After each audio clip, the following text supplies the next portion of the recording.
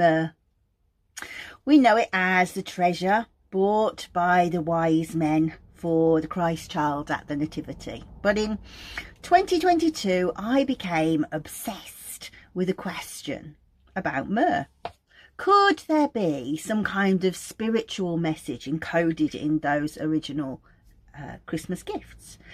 And my research led me to discover lost stories that nobody ever tells now. A tale of angels, Adam and Eve in the garden, and the original sorrow of mortality, and how these were all connected to myrrh. Okay, to try and find my way back to finding this hidden symbolism of myrrh, I decided to start where you would expect, at the Nativity. So myrrh appears 3 times in the New Testament. First in the Nativity, in the Gospel of Matthew, which is where the story of the 3 kings comes from.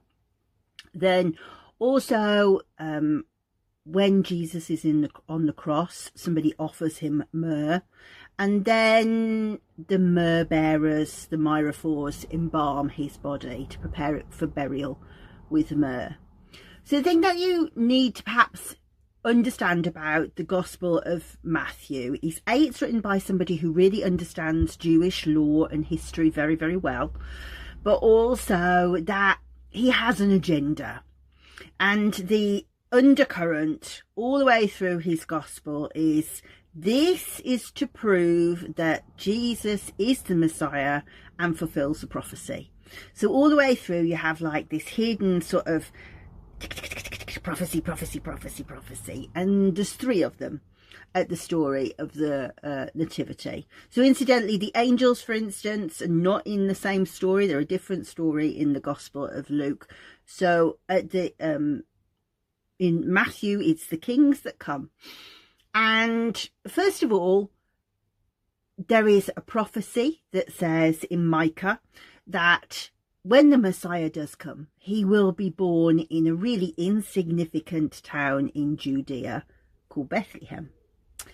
Then in the book of Isaiah, we hear how when the Messiah comes, he will be called Wonderful Counselor, the Mighty God, the Everlasting Servant, the Prince of Peace. And in Isaiah 60, you have a little verse that says, herds of camels will cover your land, young camels of Midian and Ephah, and all from Sheba will come, bearing gold and incense, and proclaiming the praises of the Lord. And then the bit that we're going to investigate today is there is another body of text that says, and these were part of a prophecy that said that gold, frankincense and myrrh would come all the way from the Garden of Eden to the Nativity. So that's what we're going to think about today. But the first thing to understand is the most accepted interpretation of what the gold, frankincense of myrrh meant has stayed the same since the 2nd century. So a man, one of the early church fathers called Origen of Alexandria, had explained the meaning to people who were thinking of converting to Christianity. And he said, well, the gold is as to a king, the myrrh as is to someone who is mortal, remember that, and frankincense as to a god. Now I quite like that, this idea that God, king, mortal, all of the same thing. That kind of like sat happy with me. But then I thought, no, that still doesn't really tell me that much about the properties of this magical thing, this myrrh. So I dug deeper and I found this whole collection of texts which scholars and the church and everybody know about and accept, apocryphal texts, so they are religious from the time but not included in the Bible. And this collection is known as primary Adam literature. In other words, it's literature about Adam and Eve, and primary because it's from the time. So there are lots of different documents that are classed under the Adam literature, so we'll just start with two to begin with, and these date from the 3rd to the 5th century. Lots of different versions of it have been found over the years, and these are called the Life of Adam and Eve and the Apocalypse of Moses, and these pick up at where Genesis leaves off, really, that Adam is expelled from the garden. So these talk about what happened when he was expelled from the garden and fill in the hidden years of Adam and Eve's life. So in them, first of all, we hear from Satan, and Satan gloats that, well, this was his plan because he was really not very happy that God told him, you must bow down before Adam. And he went, do you think so? And he brought a plan. So that's the first thing. The next really interesting thing when you read them is that you hear a lot from Eve and about how she feels about her part in the fall, but also her journey into motherhood, and then also her death. But the thing that we're most interested in today is a promise from God to Adam, that despite the transgressions with the tree of knowledge, which means that now man must die, the promise is that one day the descendants of Adam will receive a resurrection. So a text called The Conflict of Adam and Eve and Satan tells how Adam is just bereft at being expelled from the garden, and he falls down on his knees and he begs God for something to remember the garden by, and so that he won't forget what he's lost. And God thinks and decides, okay, and he calls his archangels to him, and gold is brought. Gabriel goes to the eastern side of the garden, the eastern border, and brings back frankincense, and the archangel of healing, Raphael, goes to the western border of the garden and brings back myrrh. And it said that the western border was whence bitterness came upon Adam. So the story reads, and when Adam saw the golden rods, the incense and the myrrh, he was rejoiced and wept. He thought that the gold was a token of the kingdom whence he had come, and the incense was a token of the bright light which had been taken from him, and that myrrh was a token of the sorrow in which he was. Now we're going to tell another story in a moment, and you will want to remember the bright light in the next story. But then the tale then describes how Adam and Eve head east, and they subsequently stay there for 18 years and 2 months, and then these gifts, 3 pounds of myrrh, 12 pounds of incense, and 70 rods of gold were laid in a place known as the Cave of Treasures. So myrrh is placed on the west side, the place of the sunset, and the place that's known in the ancient world as the place of death. And there it would stay for hundreds of years, and by Adam and Eve would have children, Eve would die, and that's a really beautiful story that we'll look at a different day. Not today, but eventually so will Adam, at the ripe old age of 930 years old. And he is laid into the Cave of the Treasures with gold, frankincense and myrrh.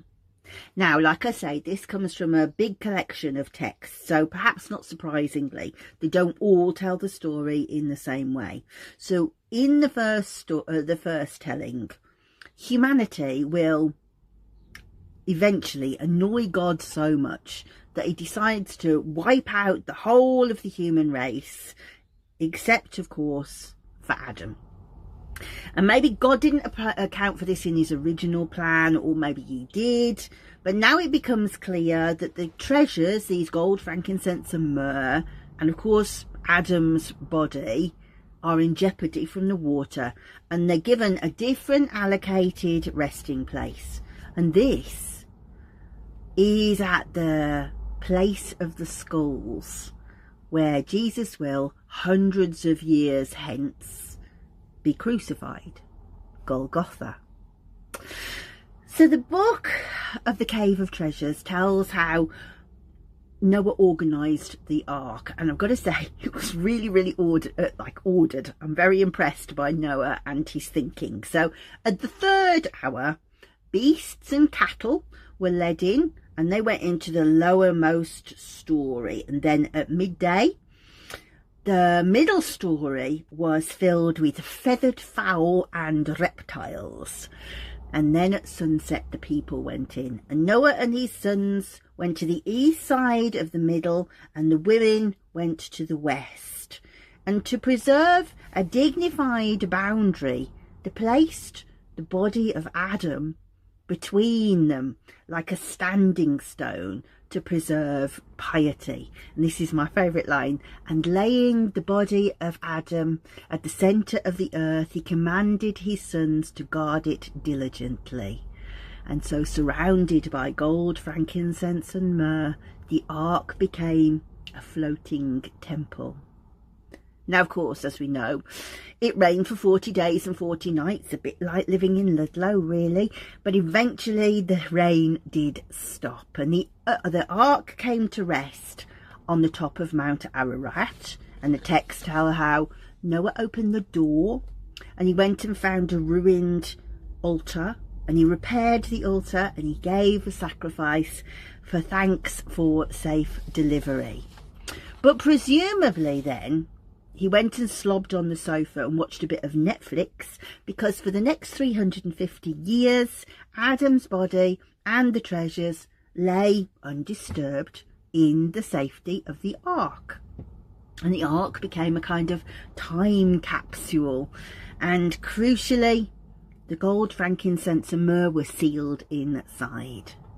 Now, eventually, Adam would make it to the end of his final box set, and feeling death approaching, he summoned his son, Shem, to tell him his wishes. So he said, "Fetch the young priest Melchizedek."